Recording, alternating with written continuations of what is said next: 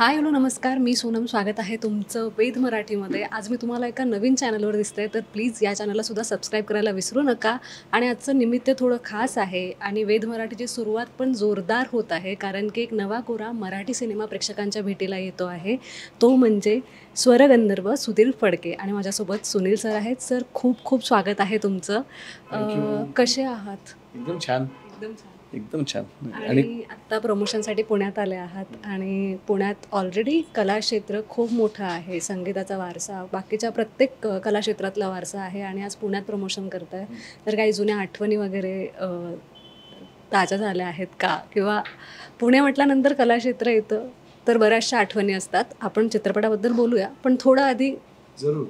नाही, पुणं म्हटलं की बऱ्याच गोष्टी आहेत गं. म्हणजे पुण्यात फक्त सांस्कृतिकदृष्ट्या ज्या काही गोष्टी घडत असतात त्या तर फारच कमाल आहेत.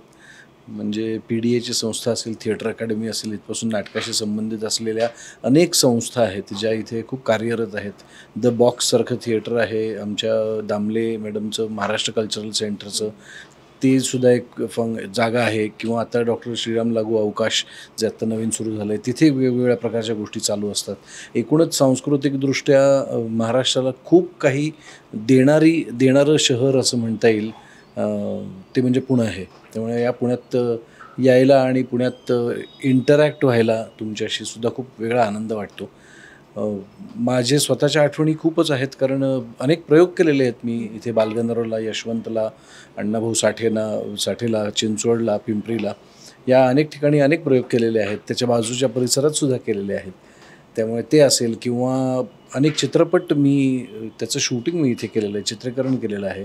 त्याच्याबरोबरीने मालिकांचं चित्रीकरण झालेलं आहे. अवंतिकासारखी आमची एवढीच गाजलेली मालिका, तीसुद्धा संपूर्णपणे आम्ही पुण्यातच केली होती. त्यामुळे पुण्याशी निगडीत खूप आठवणी आहेत आणि खूप मित्रमैत्रिणीसुद्धा आहेत पुण्यात. आता थोडं चित्रपटाकडे जाते. जेव्हा पहिल्यांदा पोस्टर लॉन्च झाला आणि पहिला जो कार्यक्रम झाला तो सुद्धा पुण्यातच झाला होता या चित्रपटाचा. आणि एकंदरीत तुम्हाला जेव्हा पहिल्यांदा ही भूमिका तुम्हाला करायची आहे असं विचारण्यात आलं, तेव्हा काय भावना होत्या? माझी भावना फार प्रांजळ होती, की मी खरंच असं दिसेन का आणि मी ते करू शकेन का?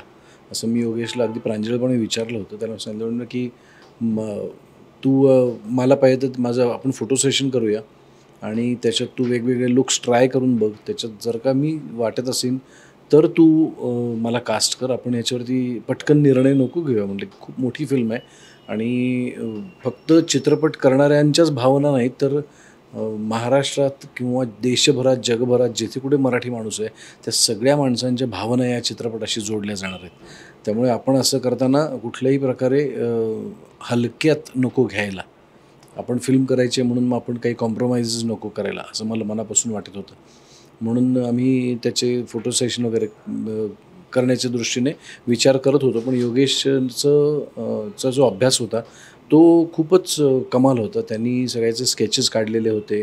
त्यांनी बाबूजींचं एक स्केच होतं, त्याच्या बाजूला माझा फोटो होता, त्याच्यावरती सुद्धा थोडेसे कमी जास्त गोष्टी करून त्यांनी माझा चेहरा किती जवळ जाईल, साधर्म्य साधील, हे सगळं पाहिलं होतं. मेकअपसाठी सौरभ कापडे जो होता त्यांनी खूप मेहनत घेतली. त्याचंसुद्धा खूप मोठं श्रेय आहे ही भूमिका वठवण्यासाठी मला मदत करण्यामध्ये. तसेच आमचे सचिन लोवलेकर आहेत, त्यांनी कॉस्ट्युम्ससुद्धा इतके सुंदर केले होते, कपडेपट म्हणतात त्याला. तो इतका अप्रतिम केला होता बाबूजींचा, की या सगळ्या गोष्टींमुळे मला असं वाटतं की बाबूजी जे आहेत चित्रपटातले, ते घडत गेलेत. एकंदरीत जेव्हा आपण एखादं बायोपिक करतो किंवा एक भूमिका करतो तेव्हा एक थोडं दडपण आलेलं असतं आणि मग आपल्याला भरपूर अभ्यास करावा लागतो त्या भूमिकेसाठी. तर तुम्हाला या भूमिका साकारताना थोडं दडपण आलं होतं का? आणि दुसरी गोष्ट की अभ्यास कशा पद्धतीने केला या सगळ्या भूमिकेचा? हो, दडपण तर निश्चित. कसं आहे माहिती आहे ना, हे दडपण नसतं. म्हणजे कुठलंही नाटक करताना किंवा कुठलाही सिनेमा करताना थोडंसं एक ऑटोमॅटिकली एक नर्वसनेस येतो, एक अँझायटी येते. तशीच अँझायटी होती, इथे जरा जास्त होती. याचं कारण साधं सोपं आहे, की मी मगाशी जसं म्हटलं, की ह्याच्याशी फक्त त्या प्रोजेक्टपुरत्या रिलेटेड माणसांचंच मन जोडलेलं नव्हतं. तर जगभरात जिथे कुठे बाबूजींचे चाहते आहेत त्यांचं सगळ्यांचं सुद्धा आम्ही देणं लागत होतो आणि त्यांनासुद्धा न्याय देणं तितकंच आवश्यक होतं आणि ते थोडंसं जास्त दडपण होतं असं मला वाटतं. त्यामुळे आम्हाला म्हणूनच मी अनेक इंटरव्ह्यूजमध्ये सांगितलं तसंच तुम्हाला सांगेन की आम्हाला कुठेही नक्कल होत नाही आहे ना हेही पाहायचं होतं आणि हे मात्र अगदी क्लिअर होतं की आपल्याला बाबूजींच्या आयुष्यात गाणं असेल, त्यांचं देशप्रेम असेल, त्यांचं सावरकर प्रेम असेल, संघाचं काम असेल, या व्यतिरिक्त त्यांचं जे काही रिलेशन्स प्रत्येकाशी होते ते कुठेही न डागाळता त्याला कुठेही थोडीशीसुद्धा ठेच न लागू देता आपल्याला ते लोकांपर्यंत पोचवायचं आहे. त्यामुळे ते जबाबदारी एक होती आणि ती आम्ही सांभाळण्याचा प्रयत्न केला. बाकी मी काय काय अभ्यास केला असं तुम्हाला विचारलंच तर त्या अभ्यासामध्ये अर्थातच त्यांचे व्हिडिओज बघणं असेल, त्यांच्याबद्दलचं वाचणं, त्यांच्याबद्दलचे लेख जे होते ते वाचणं असेल, योगेशबरोबर चर्चा करणं असेल, श्रीधरजींकडून काही माहिती मिळते का त्यांच्या वागण्या बोलण्याबद्दल ते असेल, त्यांच्या सुनेनीसुद्धा मला काही व्हिडिओ क्लिप्स पाठवल्या होत्या. त्यामुळे तिचं मी उल्लेख आवर्जून करेन, चित्राताई फडकेंचा. हे त्यांनीसुद्धा मला मदत केली.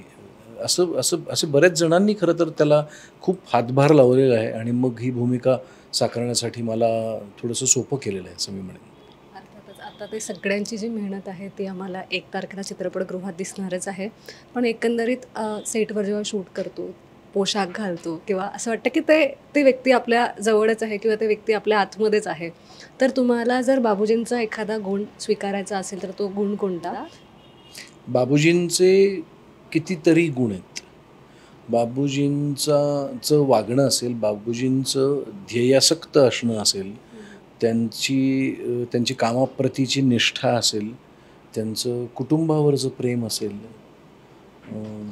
अर्थात त्यांचा गाण्याचा आणि संगीताचा गुण तर आहेच, तो तर सर्वश्रुत आहे. तोही आपल्याला कुठेतरी घ्यावासा वाटतो. तुमच्यामध्ये पण आहे थोडा. थोडासा आहे, पण तो बाबूजीने इतका प्युअर आणि इतका चोख आणि इतका 100% यावा एवढं वाटूच शकतं. त्याच्यानंतर त्यांची प्रतिभा ती तर आपण शिकून नाही आणता येत, ती असावी लागते, ती दैवी असते, ती बाबूजींकडे होती. त्यामुळे असे अनेक पैलू आहेत त्यांच्या आयुष्याला. ते सगळे आपल्याला आत्मसात करता आले पाहिजेत. त्यांनी ज्या पद्धतीनं सावरकर चित्रपट अगदी मन लावून पूर्ण केला, ते सुद्धा वाखाणण्याजोगी गोष्ट आहे. तर अशा अनेक गोष्टी आहेत गं. बाबूजींसारखं होणं हे सोपं नाही आहे. त्याच्यासाठी मला वाटतं परमेश्वरच लागतो त्यांच्यासारखी एखादी व्यक्ती घडवण्यासाठी. पण ही कॉम्प्लिमेंट आहे तुमच्यासाठी की आम्ही जितका टीझर ट्रेलर बघितला आहे आणि आमचा तर तो इराच नाही आहे की आम्ही त्या काळातलेच नाही आहोत. पण आम्ही जितकं पण घरच्यांकडून ऐकलेलं किंवा बघितलेलं आत्तापर्यंत रिसर्चसाठी तुम्ही जे व्हिडिओज बघितले त्यातले थोडेफार आम्ही पण बघितले. पण आम्हाला वाटतंय की तुम्ही दिसताय तसे आणि 1 तारखेला आम्हाला बघायला खरंच ते आवडणार. एखादा असा सीन असेल, एखादा असा प्रसंग असेल, तो करताना तुम्हाला अंगावरती काटा वगैरे आला असेल किंवा थोडं कठीण गेलं असेल, तर तो सीन कोणता सिनेमातला? नाही, कठीण हा अख्खा चित्रपट करणंच थोडंसं कठीण होतं, कारण त्याच्यामध्ये 40व्या वर्षाचे बाबूजी ते 70-80 वर्षाचे बाबूजी, हा अख्खा एक 40 वर्षांचा 30-40 वर्षांचा कालावधी पार पाडायचा होता मला या भूमिकेसाठी. त्यामुळे ते प्रत्येक करताना त्या टप्प्यावरती ते कसे वागले असतील, त्यांच्या ज्या लकबी असतील त्या आधी कशा कमी असतील, थोड्याशा मृदू असतील, त्यानंतर थोड्याशा ॲक्सेंच्युएट होत जातात, थोड्याशा अजून काय म्हणतात त्याला शार्प होत जातात. तसं त्या वय जसं वाढत जातं तशा त्या वाढवत नेणं असेल, त्यांचं बोलणं असेल, ह्या सगळ्या गोष्टी करताना एकूणच कष्टप्रद होतं, इतकं सोपं नव्हतं ते. आणि आणखीन काय विचारलंस तू? ते सीन एखादा की जो मला आवडला, मी आवर्जून सांगेन तो म्हणजे एक बाबूजी आणि गदिमांमधला जो सीन आम्ही केला तो अवघड नव्हता, पण त्याच्याबद्दल विचार करून ना खरंच अंगावर काटा आला की जेव्हा गदिमा हे अत्यंत दुर्धर आजारांनी ग्रस्त होते आणि म्हणजे ते जवळजवळ घरातच होते, त्यांच्याकडे फार काम येत नव्हतं. तेव्हा बाबूजींच्या मनात असं आलं होतं की आपण ह्यांना काम दिलं पाहिजे, म्हणजे आपण ह्यांना काम दिलं पाहिजे म्हणजे आपण यांच्याकडे असंच एखाद्या गोष्ट घेऊन गेलं पाहिजे आणि त्यांना सांगितलं पाहिजे की तुम्ही एखादं गाणं लिहा, जेणेकरून त्यांना थोडंसं आनंद येईल, हुरूप येईल. आणि म्हणून बाबूजी त्यांच्यापाशी गेले आणि मग त्यांच्यामधला एक संवाद घडला. तो संवाद जेव्हा योगेशने आम्हाला वाचून दाखवला तेव्हा म्हणतात तसं अक्षरशः अंगावर रोमांच उभे राहिले, कारण इतके प्रतिभावान, म्हणजे बाबूजी स्वतः एक प्रतिभावान संगीत दिग्दर्शक, साहित्याची अत्यंत सुंदर त्यांना जाण असलेलं व्यक्तिमत्व, ते अशा अवस्थेत गदिमांकडे जात आहेत, जेव्हा त्यांना माहिती आहे की काय माहिती आहे आता हे प्रभू रामचंद्र जे वाक्य तुम्ही ऐकलं असेल की प्रभू रामचंद्रच ठरवेल तू आधी जाणार का मी आधी जाणार असं म्हणतायत. आणि ते अधिकारवाणीने त्यांना सांगतात की मी तुझ्यापेक्षा 3 महिन्यांनी मोठा आहे, त्यामुळे या अधिकाराने मी सांगतो की असं काही होणार नाही वगैरे. तर आता हे तू इमॅजिन केलंस की त्यावेळेला सर का खरंच असं त्या दोघांमधलं जे नातं जे काही जेव्हा कधी घडलं असेल हा प्रसंग, तेव्हा काय अवस्था झाली असेल बाबूजींची. त्यामुळे त्या विचारांनी खरं तर अंगावर रोमांच उभं राहिले. म्हणजे म्हणतात ना की बापरे, असा प्रसंग कसा त्या लोकांनी निभावला असेल असं वाटतं. आणि खरंच तुमच्या ह्या सगळ्या गोष्टी ऐकून मला फार एक्साइटमेंट झाली आता की 1 तारीख कधी येते आणि कधी तो सिनेमा मला बघायला मिळतो. पण त्याचबरोबर प्रत्येक यशस्वी पुरुषाच्या मागे एक स्त्री असते, तसंच बाबूजींच्या मागे खंबीरपणे उभी राहणारी त्यांची पत्नी होती.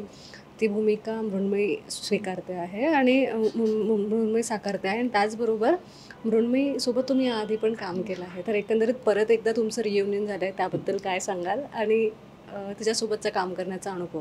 तिच्यासोबत तो आधी पहिल्या भागाकडे येईन मी की जेव्हा ललिताबाई आणि बाबूजींबद्दल तू विचारलंस की त्यासुद्धा तितक्याच किती कणखर असतील याचं बघ तू विचार कर की जेव्हा त्या खरं तर नावारूपाला ऑलरेडी आल्या होत्या लग्न व्हायच्या आधी, पण त्यांची धावपळ त्यांना माहीत होती. आणि त्याच्यानंतर लग्न झाल्यानंतर काय काय जबाबदाऱ्या त्यांना घ्याव्या लागणार आहेत हेही माहीत होतं. त्यामुळे त्यांनी लग्नाच्या वेळीच बाबूजींना अट घातली होती की मी लग्न करायला तयार आहे, फक्त लग्न झाल्यानंतर मी माईकसमोर उभी राहणार नाही. आता हे एखाद्या कलाकाराला असं सांगता येण्यासाठी किती तो स्वतः डिटर्मिंड असायला लागतो. इतकं डिटर्मिंड कॅरेक्टर खरं तर त्या ललिताबाईंचं आहे. आणि त्याच्याबरोबरीने जेव्हा दादरा नगर हवेलीसाठी मुक्तीसंग्रामासाठी बाबूजी निघाले होते, तेव्हा ते म्हणाले की तुम्ही एकटे जाणार नाही आहात, मी सुद्धा तुमच्यासोबत येणार आहे. तर इतकं बाबूजींवरचं प्रेम, त्या देशावरचं प्रेम त्यांच्यासुद्धा तितकंच होतं जितकं बाबूजींमध्ये होतं. आणि आता मृण्मयीच्याबद्दल बोलायचं, मृण्मयी ही अत्यंत गुणी कलाकार आहे. आणि हे मी पहिल्या तिच्याबरोबर जे काम केलं तेव्हापासून मला अगदी चांगलं माहीत आहे की ती किती छान पद्धतीने काम करू शकते. आणि ती ना खूप छान रिॲक्ट होते. आपण बोलल्यानंतर मुळात काय लागतं की ॲक्टरला ना, मी समजा एखादं वाक्य बोललो की त्याच्यानंतर त्यांनी ते वाक्य ऐकून त्याच्यावरती रिॲक्ट होऊन नंतर बोलणं अपेक्षित असतं, जे बऱ्याच वेळेला केलं जात नाही. पण ते मृण्मयीला कधी सांगावं लागलं नाही. ती तशीच फार सुंदर पद्धतीने रिॲक्ट होते. आणि तिच्या डोळ्यात ते सगळे भाव जे आहेत ना ते तुम्हाला दिसतात. त्यामुळे ती खूप विलक्षण एक उत्तम गुणी नटी आहे. आणि मी खूप पण कौतुक करणार नाही तिचं, अजून तिला खूप कम करायचं आहे म्हणून. पण मजा आली तिच्याबरोबर परत एकदा काम करताना. आता बाबूजींचा पिक्चर येतो आहे, तर जाता जाता 2 लाईनी व्हायला पाहिजे असं मला वाटतं गाण्याच्या. तर 2 ओळी. 2 ओळी ओके. नाही, माझी आवडती बरीच गाणी आहेत बाबूजींची. मग त्यातलं मी म्हणेन का रे दुरावा का रे अबोला, अपराध माझा असा काय झाला, का रे दुरावा. खूप खूप शुभेच्छा तुम्हाला ऐकण्यासाठी. एकदा काय अपील कराल प्रेक्षकांना? प्रेक्षकांना एवढंच सांगेन की आम्ही जसा तो आमचा चित्रपट म्हणून आजपर्यंत केला, तसा आता तो आमचाच राहिलेला नाही आहे, आपल्या सगळ्यांचं झालेलं आहे. आपलं सगळ्यांचं ज्यांचं बाबूजींवरती प्रेम आहे ते सगळेजणं, माझी खात्री आहे की 1 मे नंतर चित्रपटगृहामध्ये जातील आणि हा चित्रपट पाहतील आणि बाबूजींवरचं त्यांचं जे प्रेम आहे ते व्यक्त करतील. सो 1 मे नंतर स्वरगंधर्व सुधीर फडके पाहायला चित्रपटगृहात नक्की जा.